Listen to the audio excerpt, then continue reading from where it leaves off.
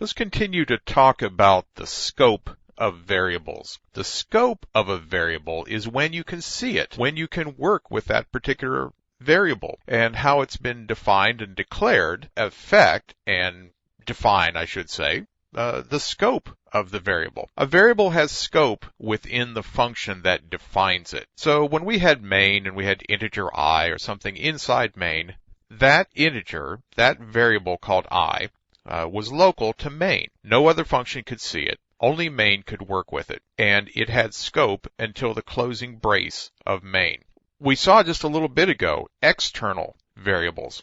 The external variables are the ones that were declared outside of any function. An external variable has scope until the end of the file that it is defined in, because the externs are outside any function, so the function braces don't matter to externs, only the file that they're defined in. And remember, we had to do an extern keyword if we wanted an extern that was defined in one file to be declared and used in another source file. There's a big difference there between definition or defining and declaring a variable. Defining it actually sets aside memory and storage. Declaring it just says, go find this thing. It's not created right here. But when you deal with it, it's an integer or it's a float or whatever characteristics and type that the variable has. So we know how to deal with it. Then we let the linker figure out where the thing really is in memory. If you happen inside a function to create variables of the same name, shame on you, first of all. You shouldn't do that because it's very confusing. But if you do, the variables of the same name will win.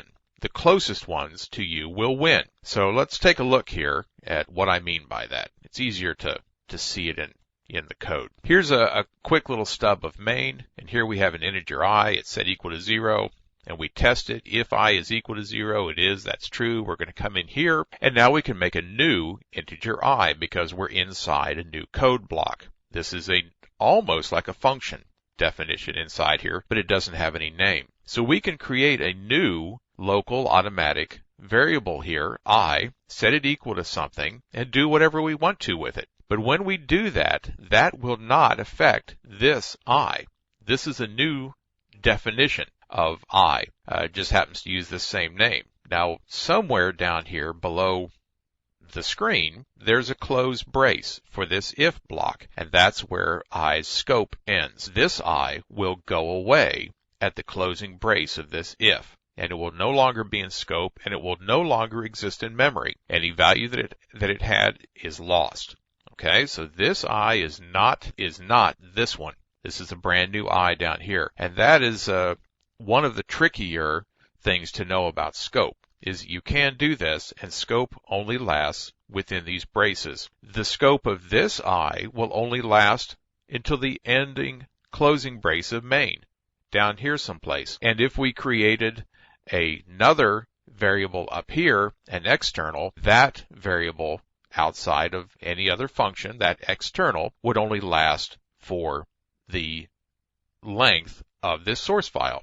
It would only last for any of the functions that were defined in this. So that's talking about scope and the scope of a variable and how long a variable exists and how long it keeps its value. Okay? So that's scope.